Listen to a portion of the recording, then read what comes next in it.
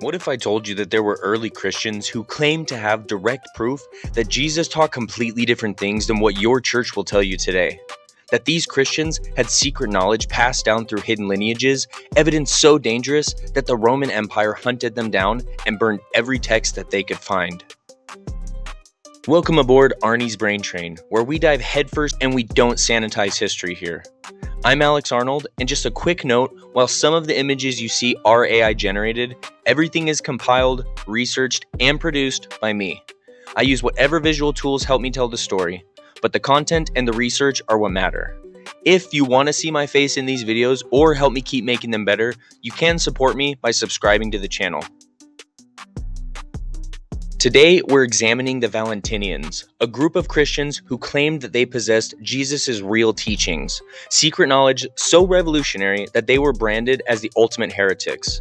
Now, one final disclaimer, I am not a Gnostic, I don't believe in these things, but we are going to explore the evidence that they claim to have, what Jesus supposedly taught according to their hidden texts, and why Rome and the early Catholic Church tried to erase them from history. All of my sources are listed in the description below. Let's go ahead and get into it.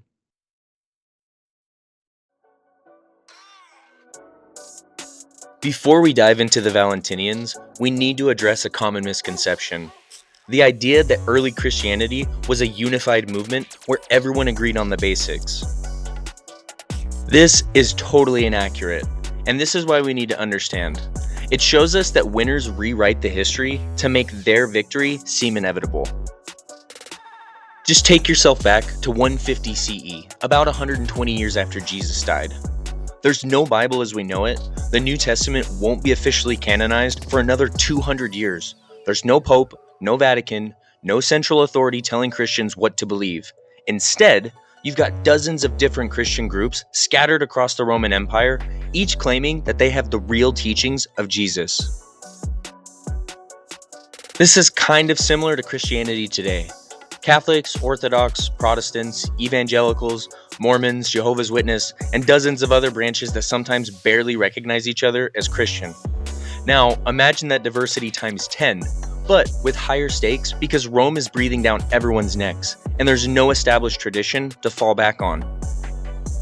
This diversity was by no means unusual for ancient religions either. During Jesus' time, Judaism itself had multiple sects that were often at each other's throats. You had Pharisees who believed in resurrection and elaborate oral traditions, Sadducees who rejected resurrection and stuck to the written law, Essenes who withdrew to the desert and lived like monks, Zealots who wanted to violently overthrow Rome, and probably a dozen other groups that we barely know about at all. As scholar Bart Ehrman points out in Lost Christianities, what we call Orthodox Christianity today was just one voice in a very crowded room, and it wasn't even the loudest voice for the first few centuries. Just as a side note, the name Judaism itself comes from just one tribe, Judah, that survived when the other 10 tribes were scattered or absorbed. So, even the surviving Jewish tradition represents just one branch of what was once a much more diverse tree. The same thing happened with Christianity, except the winners got to write not just the history books, but also decide which books counted as scripture. And this is why stories like the Valentinian one matters. It shows us what was lost when diversity was crushed in favor of uniformity.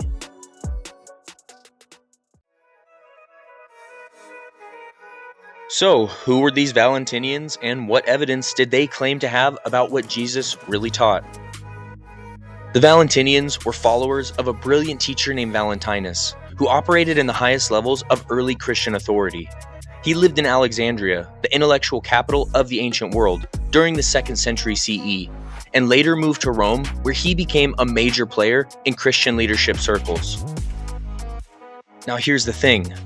Valentinus wasn't some fringe cult leader. This guy was educated, sophisticated, charismatic, and, according to multiple sources, he came close to becoming the Bishop of Rome, what we'd call the Pope today.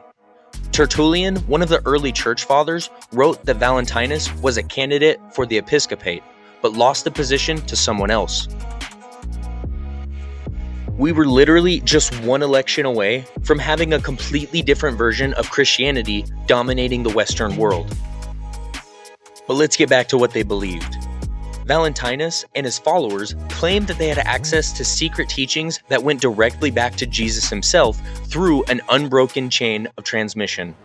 According to Valentinian sources, Valentinus had been taught by a man named Theudas who claimed to have been a direct disciple of Paul the Apostle. Whether you believe this lineage or not, it shows that these people weren't just making up random theology.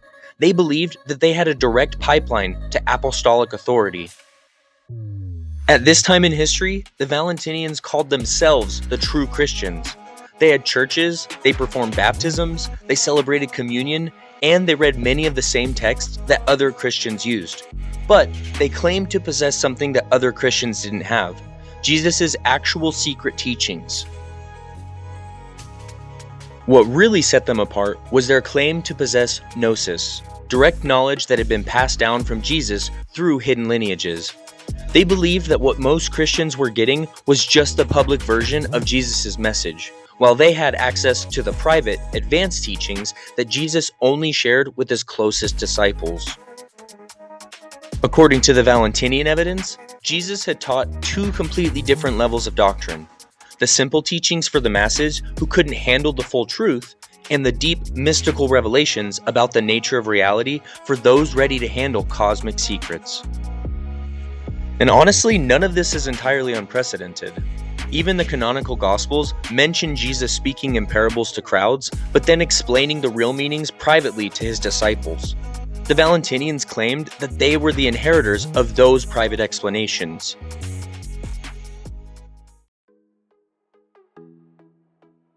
Here's what the Valentinians actually claimed that Jesus really taught, and why this was considered so dangerous. According to Valentinian texts, which remember they claimed represented Jesus' actual secret teachings, Jesus revealed that most people's understanding of God and reality was fundamentally wrong. The Valentinians claimed that Jesus taught them about something called the pleroma, the true divine realm where the real God existed along with various divine beings called eons. According to their evidence, Jesus described this as the actual structure of ultimate reality. But let's zero in on the one claim that really made Orthodox Christians lose their minds. According to Valentinian sources, Jesus taught that the God of the Old Testament, Yahweh, wasn't the real God at all. He was just a lower, flawed divine being called the Demiurge who had created the physical world in ignorance of the true divine realm above him. So yeah, you heard me right. They're saying that Jesus told them that the God who gave Moses the Ten Commandments, who destroyed Sodom and Gomorrah, who demanded worship in the temple, that God was actually a cosmic mistake who didn't even know that the real God existed? As we continue down this trail, please understand this is not what I believe. This is simply a deep dive into these beliefs. Now, according to their secret texts, Jesus explained that this demiurge had created the material world, but it was fundamentally flawed because he didn't have the access to true divine wisdom. This is why, according to Valentinian evidence, the world contains so much suffering, evil, and meaninglessness. It wasn't made by the perfect God, but by this ignorant creator who thought that he was ultimate reality. Jesus, according to their claims, came from the true God to wake people up to this cosmic deception and teach them how to escape the material world created by the false God and return to their real divine source. Now, this next one really infuriated other Christians. According to Valentinian evidence, Jesus taught that this salvation wasn't available to everyone. They claimed that he revealed that humanity was divided into three fundamental types based on their spiritual nature: pneumatic people, spiritual beings who could achieve direct knowledge and return to the divine realm; psychic people, who could be saved through faith but would remain in a lower realm; and hylic people, material beings who are essentially trapped in the physical world. The Valentinians claimed that they had textual evidence for all of this: secret gospels, hidden letters, private teachings that Jesus had only given to his inner circle. Now, interestingly enough, some of these texts have actually been discovered, like the Gospel of Truth, which may have been written by Valentinus himself, and the Gospel of Philip, which contains sayings allegedly from Jesus that contradict Orthodox teaching.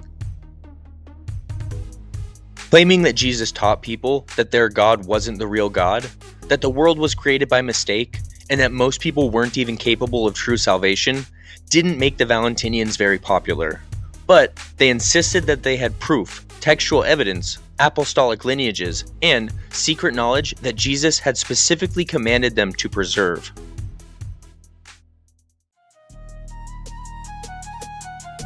So of course, let's go ahead and talk about the actual evidence that the Valentinians had. What were these secret texts that they said that proved Jesus taught all of this? The Valentinians weren't just making philosophical arguments. They claimed to possess actual written evidence that supported their claims about Jesus' real teachings. First, they had their own versions of familiar Christian stories, but with completely different interpretations that they said represented the true meaning that Jesus had revealed. Take the Garden of Eden, for example. While Orthodox Christians saw the serpent as Satan tempting humanity into sin, the Valentinian texts flipped this on its head. In their secret gospels, the serpent was actually a messenger from the one true God, trying to wake Adam and Eve up to the fact that the demiurge was lying to them about the tree of knowledge. This version of the story is pretty radical. They're saying that the traditional Christian interpretation has the good guys and the bad guys completely backwards. According to their sources, the serpent was the hero trying to free humanity from ignorance, and Yahweh was the villain trying to keep people spiritually enslaved. The Valentinians also claimed to possess secret passwords and recognition formulas that Jesus himself had taught. Some of these have survived in ancient texts. Phrases like, "I am a son from the Father who exists before all things," or complex formulas involving divine names that were supposedly given by Jesus for navigating the spiritual realms after death. The Valentinians claimed that they weren't just making this up for theological debates.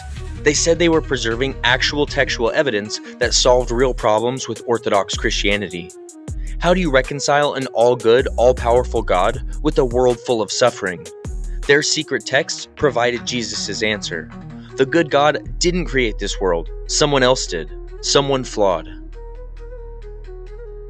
How do you explain why some people seem naturally spiritual while others seem completely materialistic? Their hidden gospels contain Jesus' explanation. People have fundamentally different spiritual natures based on how they were created. Why does Jesus sometimes seem to teach contradictory things in the canonical gospels? Their secret texts revealed that he was giving different levels of truth to different audiences based on their ability to understand cosmic realities. The Valentinians also claimed to have access to secret gospels and letters that mainstream Christians had never seen. Some of these have actually been discovered. The Gospel of Truth, which scholars think may have been written by Valentinus himself, reads like nothing in the New Testament.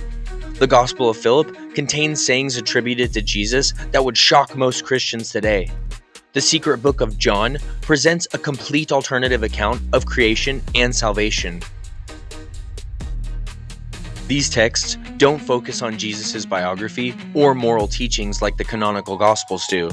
Instead, they read like spiritual instruction manuals, designed to trigger mystical experiences and provide direct access to the cosmic truths that Jesus allegedly taught in secret.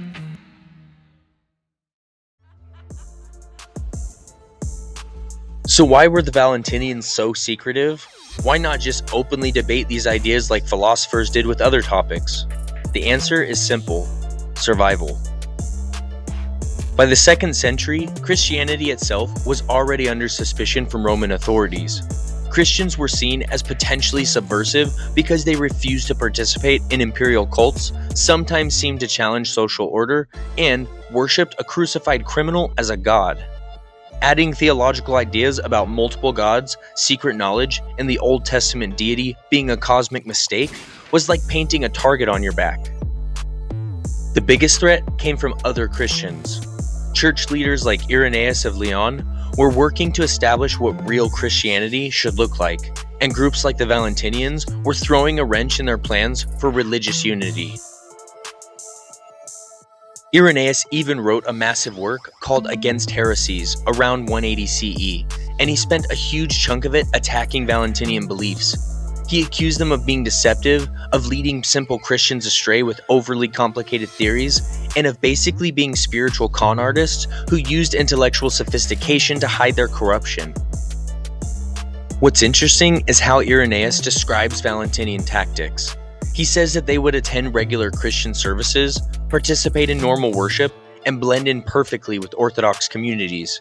But then they would hold their own private meetings where the real teaching happened. They had developed this system of public conformity and private dissent. As the persecution increased, the Valentinians responded by going deeper underground. They developed elaborate systems of passwords, secret rituals, and coded language. They would use familiar Christian terms, but give them completely different meanings.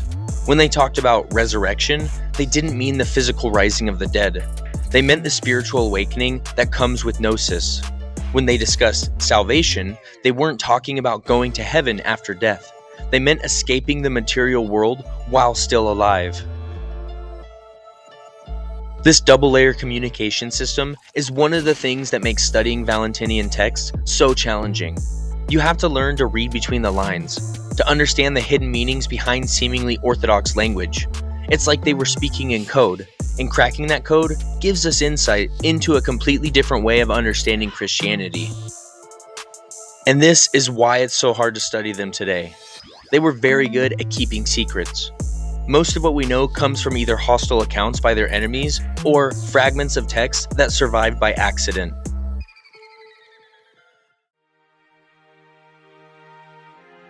As Christianity became more organized and eventually gained imperial support under Constantine in the 4th century, the diverse evidence about what Jesus taught became a massive problem. The Roman Empire needed a unified Christianity with a single controllable message, not dozens of competing groups with different texts claiming to have proof of what Jesus really said. The result was what scholars call the Great Suppression, and it was systematic, thorough, and devastating. Christian groups that possessed inconvenient information or ideas about alternative teachings were marginalized, their texts burned, their leaders exiled or killed, and their proof was literally erased from history. The Valentinians, with their claims about Jesus' secret teachings and their actual texts to back it up, were prime targets. Church councils declared their texts heretical, imperial edicts banned their gospels, and slowly but surely, the evidence that they claimed to possess was hunted down and destroyed. From a historical perspective, this is absolutely tragic. The sheer amount of evidence that was deliberately eliminated. The Valentinians weren't just theologians, they were also scholars, poets, and spiritual innovators who had spent centuries collecting, preserving, and interpreting texts that they believed contained Jesus' actual teachings. They had produced sophisticated theological works, complex spiritual commentaries, beautiful spiritual poetry, and elaborate ritual practices, all based on what they claimed was authentic evidence about Christ's message. And of course, most of this proof was systematically destroyed. We're talking about potentially hundreds of texts, letters, and gospels that claim to preserve Jesus' real teachings. And they were almost completely wiped out by people who decided that uniform belief was more important than historical evidence. For over 1,500 years, almost everything we knew about what the Valentinians actually claimed came from their enemies, mainly Irenaeus and other church fathers who were trying to refute them. It's like trying to understand a court case by only hearing the prosecutor's arguments, or trying to evaluate scientific evidence by only reading papers that criticize it. Everything changed dramatically in 1945 with the discovery of the Nag Hammadi Library in Egypt, a collection of texts that had been buried in jars, probably by monks trying to save them from one of the periodic purges of heretical evidence. For the first time in over a millennium, scholars could actually read what these early Christians wrote about Jesus' teachings, not just what their enemies said that they believed. And what they found was stunning. These weren't the rambling, incoherent writings of deluded heretics that Orthodox sources had described.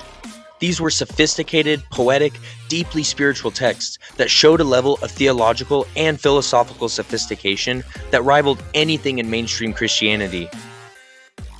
Now, I really recommend you go check these texts out for yourself. The Gospel of Truth reads like a masterpiece of spiritual literature. The Gospel of Philip contains some of the most profound meditations on the nature of divine reality ever written. The Secret Book of John presents a complete alternative account of creation, salvation, and Jesus' actual teachings that's both intellectually rigorous and spiritually moving. Reading these recovered texts is like discovering evidence of a lost civilization. You realize that we came very close to losing entire categories of proof about alternative understandings of Jesus' message, and that loss wasn't accidental. It was the result of deliberate choices made by people who thought that controlling the narrative was more important than preserving historical evidence.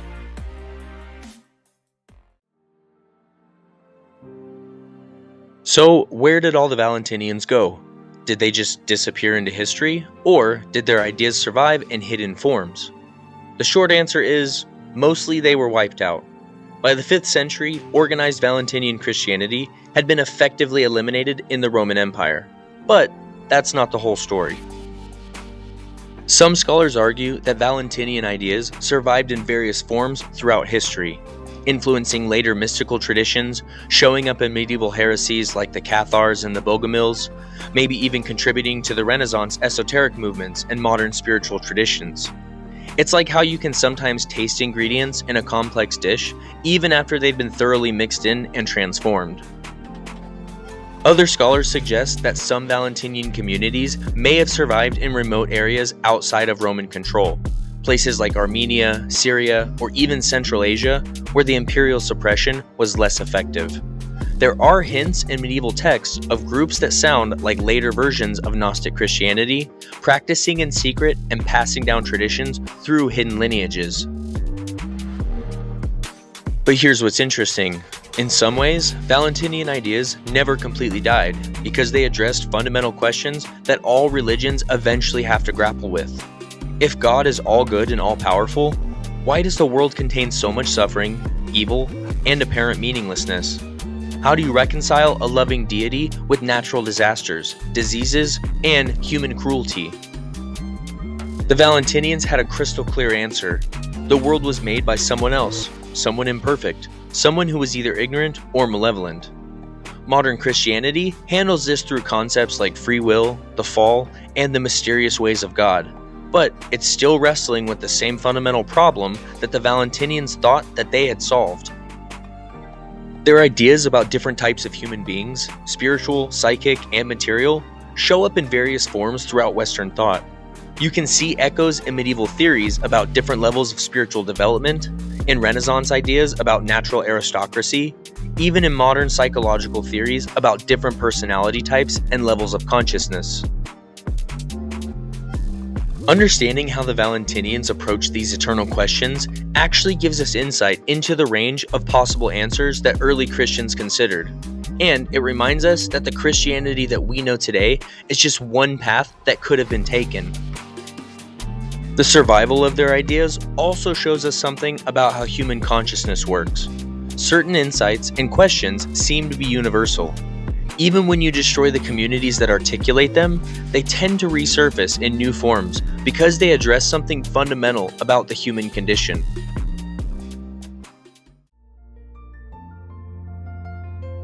Now let's shift more into the analytical part of our brain and ask, why should anyone care about some obscure Christian sect that disappeared 1500 years ago? Well, here's why. Whether you're religious, atheist, or somewhere in between, this story shows us how history actually works versus how we usually think it works. Let me explain. Most people assume that religions, ideologies, and ideas develop in straight lines, that there's always been one true version that gradually won out over obviously inferior alternatives through some kind of natural selection process. We tell ourselves that the ideas that dominate today must be the best ideas because they're the ones that survived. But the Valentinian story shows us that history is much messier and more contingent than that. The winners don't always win because they're right or better. Sometimes they win because they're better organized, or because they get political support, or because they're willing to be more ruthless than their competitors, or just because of pure luck. This pattern shows up everywhere. In politics, science, technology, art, business, the ideas, technologies, and systems that dominate today aren't necessarily the best ones. They're the ones that survive a complex process of competition, adaptation, politics, and sometimes violence. Think about it. What if Valentinus had become the Pope? What if Constantine had converted to Valentinian Christianity instead of Orthodox Christianity? What if the Nag Hammadi texts had been discovered in the Renaissance instead of 1945? The entire trajectory of Western civilization could have been completely different. The Valentinian story also reminds us that diversity of thought, even about the most fundamental questions, used to be much more common than we might expect. These weren't people who were trying to destroy Christianity. They were people who thought that they were practicing it more authentically than everyone else. They had sophisticated reasons for their beliefs, developed complex intellectual systems to support them, and created spiritual practices based on them. Whether you think they were right or wrong isn't really the point. The point is that they existed. They had legitimate claims to apostolic authority, and their suppression represents a loss of human intellectual and spiritual diversity. We lost an entire way of understanding reality, consciousness, and the divine. In our current age of increasing polarization and ideological conformity, the Valentinian story serves as a reminder of what we lose when we prioritize uniformity over diversity, orthodoxy over exploration, and authority over inquiry.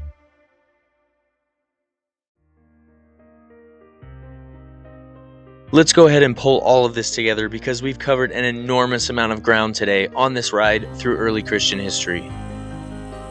The Valentinians were a sophisticated Christian movement in the 2nd and 3rd centuries who claimed to possess secret teachings that went directly back to Jesus through hidden apostolic lineages. They weren't trying to create a new religion.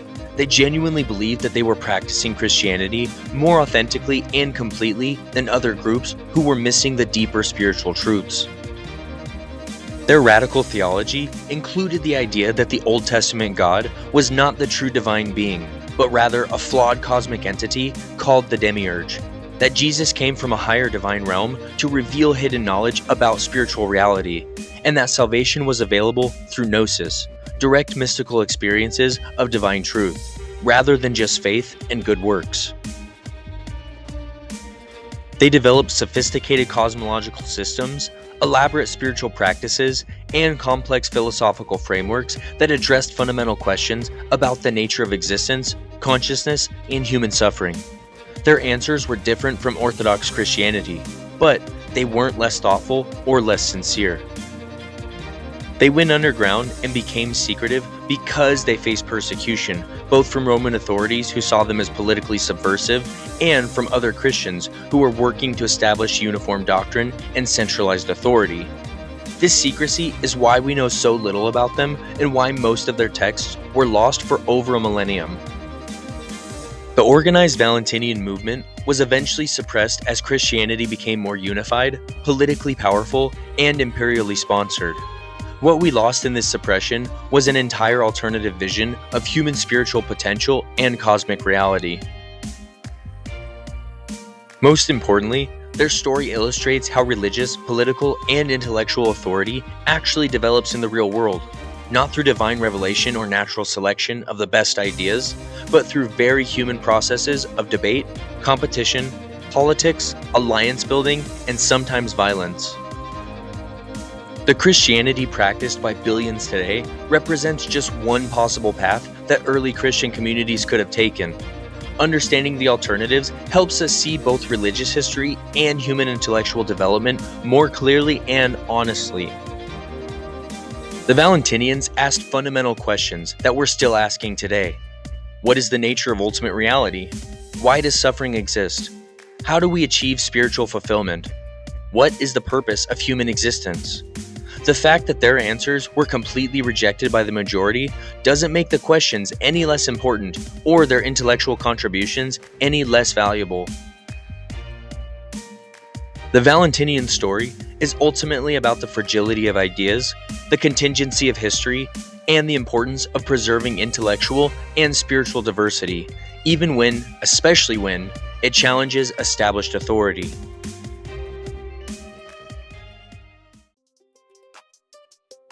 And that's where we'll end this journey into one of Christianity's most dangerous secrets. If this kind of deep dive into history gets your brain firing, make sure to subscribe to Arnie's Brain Train and ring that notification bell. We've got weekly adventures uncovering the proof that they don't want you to see coming your way. What did you think about the Valentinian evidence? Does it change how you see what Jesus might have actually taught, or how religious authority really works? Are you convinced by their claims to have preserved his real teachings, or do you think the Orthodox Church was right to suppress them? Drop your thoughts in the comments below. I read every single one, and I love hearing from fellow truth seekers who aren't afraid to examine controversial evidence. And as always, all of the sources that I used for this video are listed in the description below if you want to examine the actual text yourself. Trust me, once you start reading what these heretics actually wrote, you'll understand why the Orthodox Church was so desperate to destroy every copy that they could find. Finally, thank you so much for riding along on Arnie's Brain Train, where I like to explore the roads not taken, the stories not told, and the ideas that were almost lost forever. Until next time, keep that curiosity engine running and never stop asking uncomfortable questions. And remember, the world isn't always this simple, but it's always this interesting. All aboard. See you guys next time.